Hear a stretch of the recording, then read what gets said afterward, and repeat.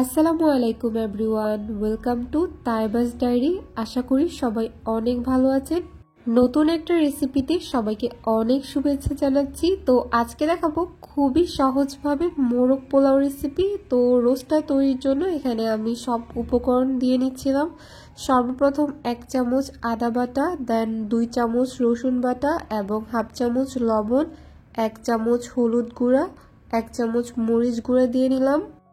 এখন এখানে একটি স্পেশাল মশলা অ্যাড করব। এই মশলাটা আমার আম্মু হোমমেড ভাবে বানিয়েছে, তো এতে আমি 1 চামচ অ্যাড করব। তারপর এখন আমি 1 টুকরো লেবু চিপড়ে নিচ্ছি। এখানে আপনারা চাইলে 2 টুকরো দিতে পারেন। লেবুটা দেওয়ার কারণে চিকেনের ফ্লেভারটা কিন্তু খুবই সুন্দর আসবে। তো এখন 1 চামচের মতো আমি জিরা গুঁড়া দিয়ে নিচ্ছি। এখন মশলাগুলোর সাথে চিকেনটা ভালোভাবে মিক্স করে নিব, যেন মশলাগুলো চিকেনের গায়ে ভালোভাবে মিশে যায়।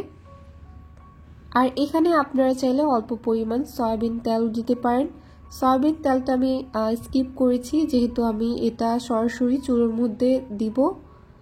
তো এই তো ভালোভাবে মিক্স করে নিলাম এবং মশলাটাও কিন্তু চিকেনের গায়ে ভালোভাবে লেগেছে।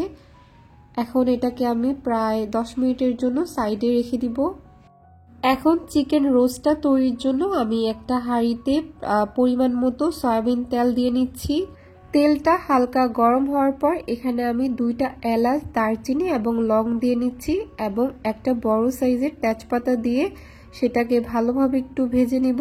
মশলাগুলো সরাসরি তেলের মধ্যে দেওয়ার কারণে কিন্তু ফ্লেভারটা খুবই সুন্দর আসবে। তো এই তো 2-3 মিনিট ভেজে নেওয়ার পর এখন আমি এখানে পেঁয়াজ কুচি অ্যাড করব। এখানে পেঁয়াজটা আমি ততক্ষণ পর্যন্ত ভাজবো যতক্ষণ না পেঁয়াজটা ব্রাউন কালার হয়ে আসে। তো লো মিডিয়ামে আমি পেঁয়াজটা প্রায় 3-4 মিনিটের মতো ভেজে নিচ্ছিলাম। যখন ব্রাউন কালার চলে আসবে আগে থেকে ম্যারিনেট করা চিকেনগুলো আমি পেঁয়াজের উপর দিয়ে নিচ্ছি। আর যেই অবশিষ্ট মশলাটা রয়েছিল সেটাও আমি দিয়ে দিব উপরে। এখন সবগুলো ভালোভাবে একটু নেড়েচেড়ে ভেজে নিতে হবে। আজকের রোস্ট রান্নার প্রসেসটা আমি কিন্তু একদম ডিফারেন্ট ওয়েতে দেখিয়েছি। আপনারা চাইলে কিন্তু একদম ফ্রাইং প্যানে বসিয়ে সব মশলাগুলো দিয়ে নিতে পারেন। আমি আগে থেকে ম্যারিনেট করে রেখেছি, এর কারণে চিকেনের মধ্যে মশলার ফ্লেভারগুলো অনেক সুন্দরভাবে ঢুকে। তো এখানে যেই মশলার পানিটা ছিল সেটাও একটু দিয়ে নিলাম। এখন একটু নেড়ে চেড়ে আমি একটা ঢাকনা দিয়ে ঢেকে দিব যতক্ষণ না পর্যন্ত চিকেনগুলো সেদ্ধ হয়ে আসে। 5-6 মিনিট পর আমি ঢাকনা তুলে নিচ্ছি। চিকেনের থেকে অনেকটাই পানি বেরিয়েছে, তো আমি চিকেনগুলো একটু উল্টে দিচ্ছিলাম। এখানে আপনারা কোনো পানি ইউজ করবেন না, এই চিকেনের পানিটা দিয়ে কিন্তু পুরো চিকেনটা সেদ্ধ হয়ে আসবে। তবে খেয়াল রাখতে হবে চিকেনগুলোর থেকে যে পানিটা বেরিয়েছে সেটা যেন শুকিয়ে না যায়। আমি আবারও ঢাকনা দিয়ে ঢেকে দিচ্ছি প্রায় 4-5 মিনিটের মতো। 4-5 মিনিট পর ঢাকনা তুলে নিলাম, আবার একটু নেড়ে চেড়ে নিব। এখন আমি আলাদাভাবে একটা লিকুইড জাতীয় মশলা তৈরি করেছিলাম। এখানে আমি 2 চামচ গুঁড়ো দুধ এবং 1 চামচ চিনি দিয়ে একটা বাটার মিল্ক তৈরি করেছিলাম। এটা দেওয়ার কারণে কিন্তু চিকেনের একদম রোস্টের ফ্লেভার চলে আসে। এবং এই পর্যায়ে চাইলে আরেকটু করে লেবু চিপড়ে দিতে পারেন। আমি যেহেতু ম্যারিনেশনের সময় লেবু দিয়েছিলাম, এর জন্য এখানে আর দিব না। আমি আবারও ঢেকে দিচ্ছি। 4-5 মিনিট পর ঢাকনা উঠিয়ে নিলাম। এই পর্যায়ে আমার রোস্টটা একদম পারফেক্টলি রেডি হয়েছে। এখন আমি রোস্টগুলো আলাদাভাবে একটা প্লেটে তুলে নিচ্ছি। এখন রোস্টের মশলা থেকে কিছু মশলা আমি উপরে তুলে রাখবো, এটা আমি মোরগ পোলাও তৈরির টাইমে পরে দিব। কিছুটা মশলা আমি তুলে নিলাম এবং বাকি যে মশলাটা ছিল সেটার মধ্যে আমি সরিষা তেল অ্যাড করছি। আজকের মোরগ পোলাওটা আমি সরিষা তেল দিয়ে রান্না করব। তেলটা হালকা গরম হয়ে আসলে আগে থেকে ধুয়ে রাখা পোলার চালগুলো আমি অ্যাড করছি। পোলার চালটা আমি এখন ভালোভাবে ভেজে নিব।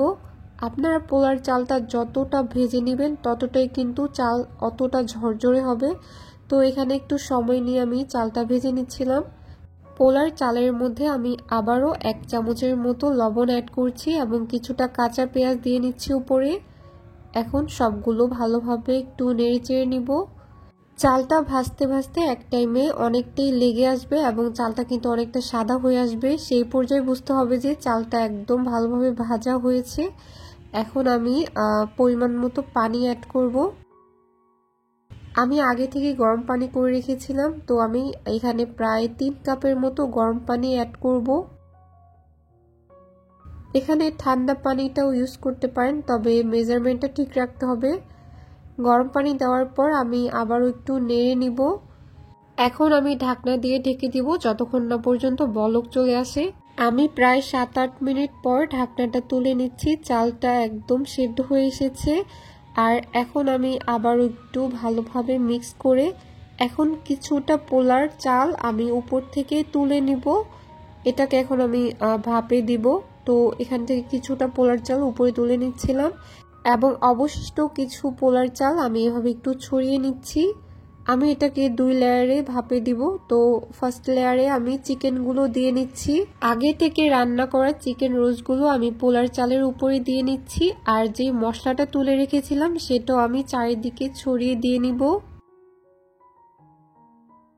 এখানে চারিপাশে ছড়িয়ে দিতে হবে, এর কারণে কিন্তু পুরো পোলার গায়ে মশলাগুলো ভালোভাবে থাকবে। আর এখানে আমি একটা ডিম 2 ভাবে কেটে এখানে দিয়ে নিচ্ছি। মোরগ পোলার মধ্যে ডিমটাও কিন্তু অনেক ভালো লাগে।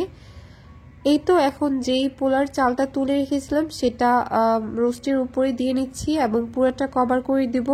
এখানে আপনারা চাইলে 2-3 লেয়ারও দিতে পারেন। আমি আজকে 1 লেয়ারের মাধ্যমেই এটাকে ভাপে দিব। এখন কয়েকটা কাঁচামরিচ উপরে দিয়ে আমি দিয়ে দিচ্ছি। কাঁচামরিচটা দেওয়ার কারণে ফ্লেভারটা কিন্তু খুবই সুন্দর আসবে। এখন আমি দমে দিব প্রায় 20 মিনিটের মতো। প্রায় 20 মিনিট পর ঢাকনা তুলে নিলাম। এখন উপর দিয়ে কিছুটা কেওড়া জল ছিটিয়ে দিব।